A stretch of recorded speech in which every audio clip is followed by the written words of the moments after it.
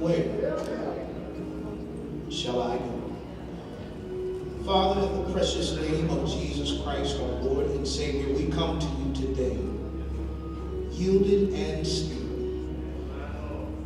acknowledging you are the great God who created the sun, the moon, and the stars, and has kept us this Sunday morning. God, we thank you. We thank you for being here.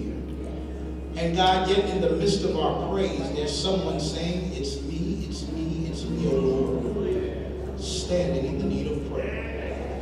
So God, we pray this word speaks to their heart and to their situation. God, give us a fresh rhema word from on high. God, preach to me, through me, and for me. Have thine own way, O God.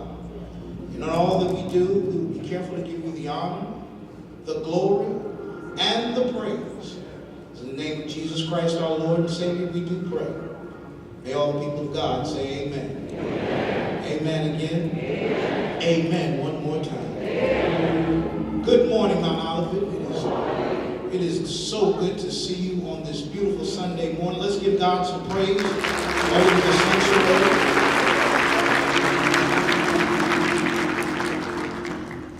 First, giving honor to God, from whom all blessings flow, the author and finisher of our faith, the great I am, the bright and morning star. Somebody should be applauding by now for God. Look to our pastor, thank God for him, First Lady, my wife, my family. Certainly thank God for the opportunity. I'm not going to worry your patience. There's a word from the Lord. Gospel according to St. John, the 21st chapter.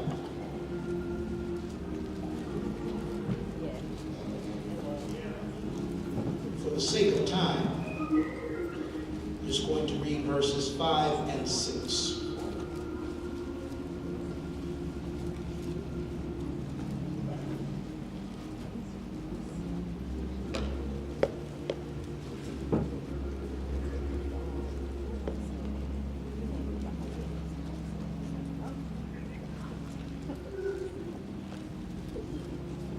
Amen. Jesus said to them, "Children, do you have any fish?" They answered him, "No." So Jesus said to them, "Cast the net on the right side of the boat. You will find some." So they cast it, and now they were not able to haul it in because of the quantity of fish.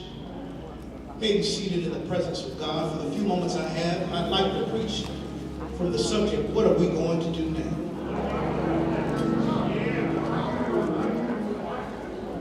What are we going to do now? It's been my experience in life that people are like oranges. The more you squeeze them, the more they come out. The more pressure on a person's life, the more the true character, the true essence and fiber of who they are is revealed. Once was a phrase, pressure bust pipes. And I believe many of us can testify that it wasn't the easy times in life that define who we are and show who our true friends are and who our real family is. But it was those difficult moments in life that reveal who a person really is. The crucifixion of Jesus, the death of Jesus, meant a lot of different things to a lot of different people. For some, it was the end of a movement, the end of a revolution. The end of a person who defied all the structure and the system that existed. They were happy to see Jesus die. At least they thought he died. One country preacher says he died, but he ain't dead. But for some, they had given up everything to follow Jesus. They had put all their hope and their trust in our Savior. So when they thought he was dead, all of their dreams, all of their hopes, all of their future was gone. Have you ever been there where you felt like everything is bad? And when things can't seem to get any worse, they do. That's the situation the people of God were in. And we see ourselves in it time and time again. The question comes, what do we do now? What do we do when things seem to be in its lowest state? I'm going to address the elephant in the city. In fact, the elephant from Petersburg to Richmond and in many inner cities all across America. People are asking, what are we going to do in our schools? What are we going to do in our city government? But I ask the question, what have you done? We are so quick to talk about everybody else in leadership. We are so quick to badmouth the entire system. But the reality is, part of the blame is on us. And if we don't do something different, if we don't trust in God and come together as a community, I don't expect to get a lot of amens from this, and that's fine. I'm just preaching what the Lord told me to say. But so often, when people get in difficult times, they just want to resort to the same old foolishness time and time again. And what's so disappointing about the people of God is we've had an encounter with God, and we should do things a little bit different. Once Jesus comes into your life, you should see things differently. You should hear things differently. And you should have a different perspective on life. I know some people may see the glass half empty, but you ought to see it as full and getting bigger and bigger and bigger. You should see the glass half full and say, God is about to add more into my cup. I wonder if I have anybody here today that has that outlook on life, that no matter how bad things get, you know the Lord is about to do something.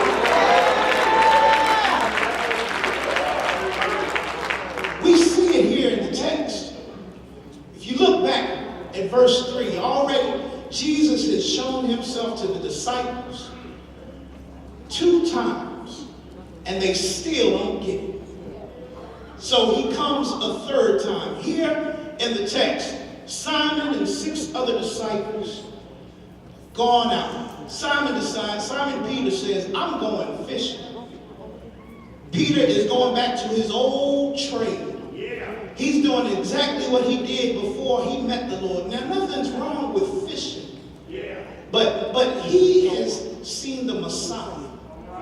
He should be doing things a little bit different now. And I know there's some people here, this is going to step on your toes a little bit, but now that you have Jesus in your life, you can't keep sleeping with everybody you slept with before.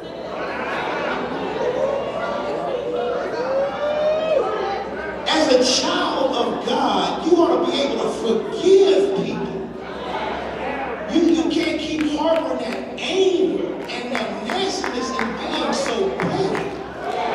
As a child of God, you shouldn't be doing everything that you used to do. Amen, exercise and lights, because the people ain't talking to me. As a child of God, you should be doing things different than what you did before. But in a moment of crisis, Peter doesn't know what else to do. So he goes back to fishing. He goes back to rolling up the blunts. He goes back to the lotto line. He goes back to Crown. He goes back to fighting. He goes back to two-timing. He goes back to Hennessy. He goes back to lying. He goes back to backbiting. He goes back.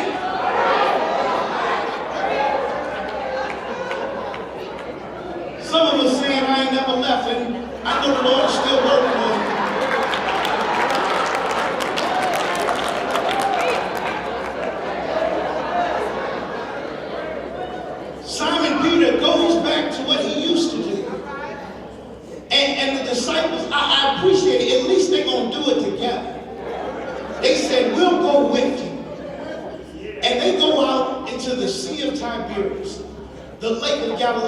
fishermen will know, we were talking about it earlier today, the lake ought to be one of the easiest places to find fish.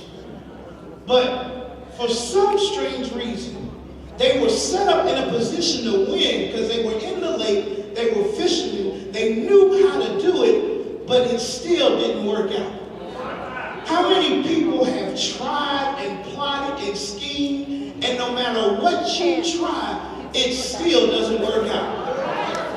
Maybe God is trying to tell you something.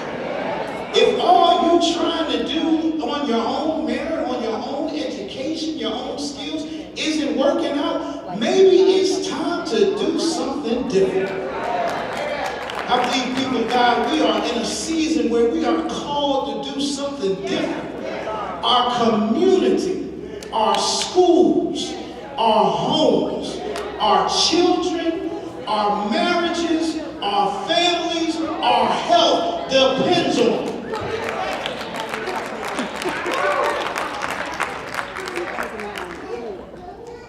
So they go out, they're fishing, can't find a thing. It's not that they don't know how to fish, it's just, it's not working. Has anybody ever experienced that it's not working? And see here in the text, what they do, I like what they do. First thing, what we're going to do is admit our dilemma. In the midst of their fishing, they are asked by someone who they don't know who they're talking to yet. He says, children, have you caught any fish? Other translations say, have you caught any meat? And he said, and they say, no. Too many of us, we lie about our status. I'm not talking about your Facebook status or what you post on Snapchat or Instagram. I'm talking about our life status. Too many of us walk around like everything is fine when you know you're going through. And you have to believe God is going to work it out, but you have to call on the Lord and say, Lord, help me. Lord, if I could have done this on my own, I would have. But Lord, I need your help. Father, I stretch my hands to thee. No other help I know. And so if you're in a position where you don't know where else to turn or what else to do, call on the name of the Lord. If you are in a season of lack, don't let your pride get in the way. We currently have situations where kids go a whole weekend without eating food. They look forward to school just so they can eat. Then you wonder why they're cutting up in school. They're hungry.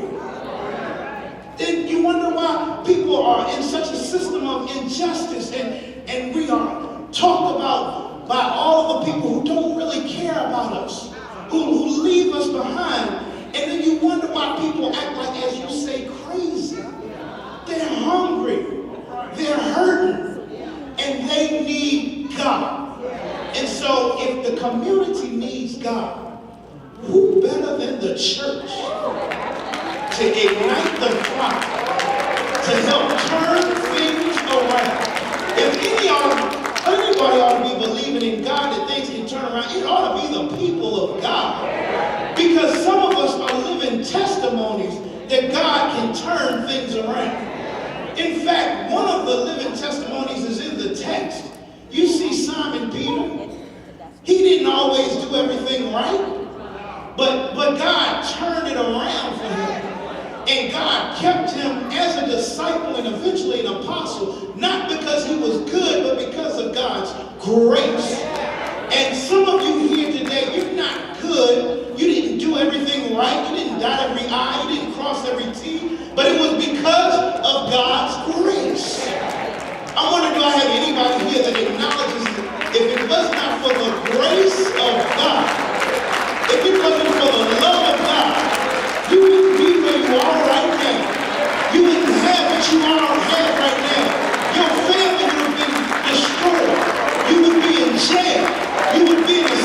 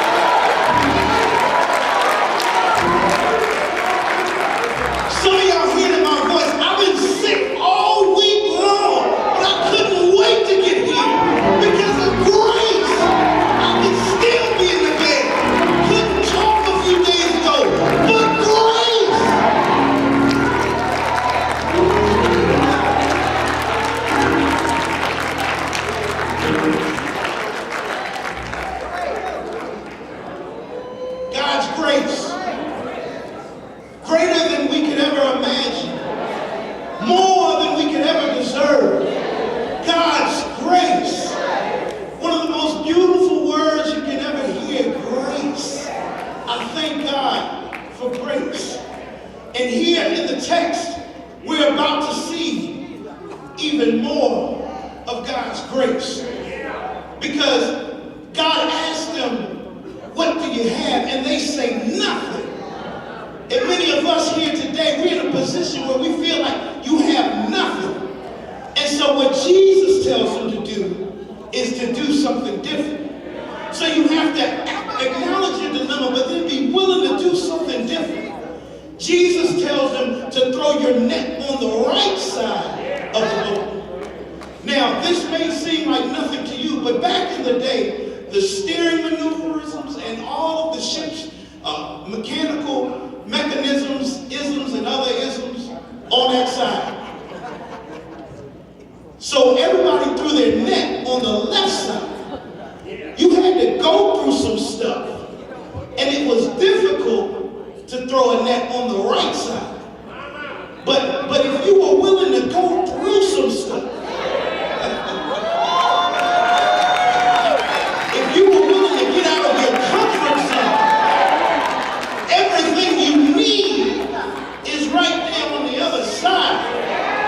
You've been here all night with nothing. But if you're willing to just go through some stuff and lean a little bit and stretch a little bit, everything you need is on the other side. Some of us can't get blessed because we're not willing to go through anything. We want everything to be so easy. But I believe there's some people here that went through some storms, you went through some trials, you went through some tribulations, and in the end it was all for your good, and it was all for God's glory, and you thank God that you went through what you went through, because on the other side you got a blessing that you didn't have room enough to receive. I'm wondering, is there anybody here that's willing to go through some stuff, because you know that all things work together for the good of them that love the Lord? Is there anybody here that believes that today, that all things, everything you're going through, is working together for your good, not for your bad? It's not trying to give you a heart attack. It's working out for your good. So they had to do something different. And they were willing to do something different. And what happens when you're willing to do something different and you're willing to do it God's way? Don't miss that. Because they could have done whatever they wanted to do, but they listened to the commands of Jesus. Here at Mount Olivet Baptist Church, we believe in doing things God's way, correct? And our mission statement, we all know it, it's to glorify God, to know Christ, to make Christ known, through nurturing the body and ministering to the needs of others, and evangelizing the lost through local and global missions. Family, I want us to know this. I want us to know this seriously. It's important for us to know what we do. The title of the sermon is, what are we going to do? We're going to glorify God. We're going to know Christ. We're going to make Christ known. We're going to nurture the body and minister to the needs of its members and evangelize the lost through local and global missions. Amen? Amen. Will you be in covenant with me that we're going to do this together?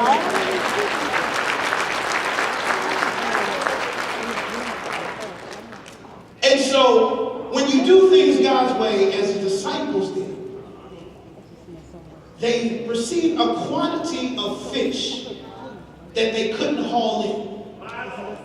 The text tells us it was 153 fish, which brings me to my last point. And that is, when you decide what are we going to do, you have to acknowledge the dilemma. You have to be willing to do something different. And then you have to be ready to receive a double portion.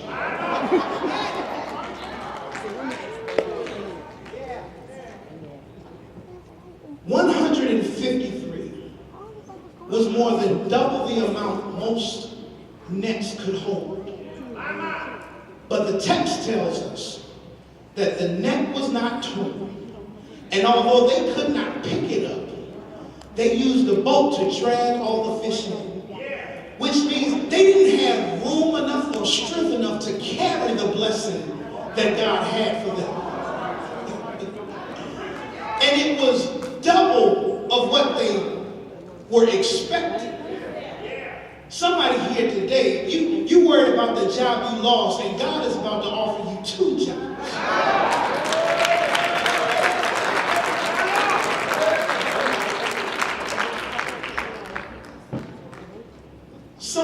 Somebody is worried about getting into one school, and God is about to get you accepted into multiple schools.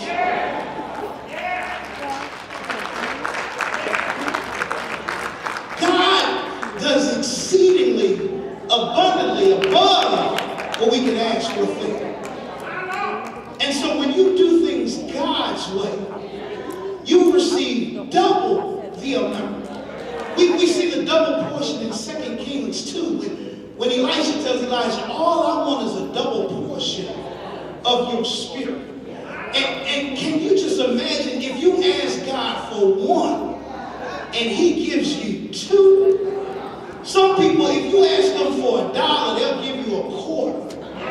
But if you ask God for 5, he'll give you at least 10.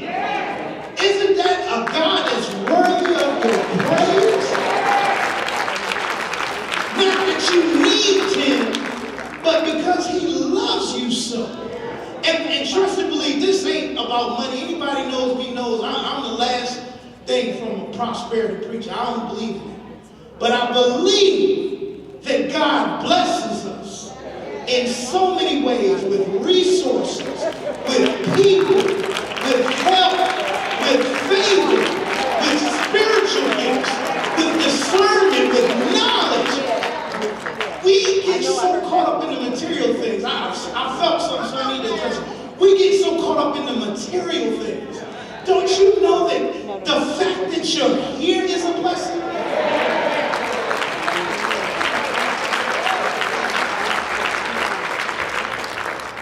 So learn to appreciate whatever God does for you. That's why people used to say, any way you want to bless me, I'll be satisfied. And when you're satisfied, God makes a way for you to maintain and keep everything you have. In the text, they were able to bring it to the shore. Now something funny happens. Now I don't fully understand it. Peter had taken off his coat. And I don't know what else he took off, but fellas, if we go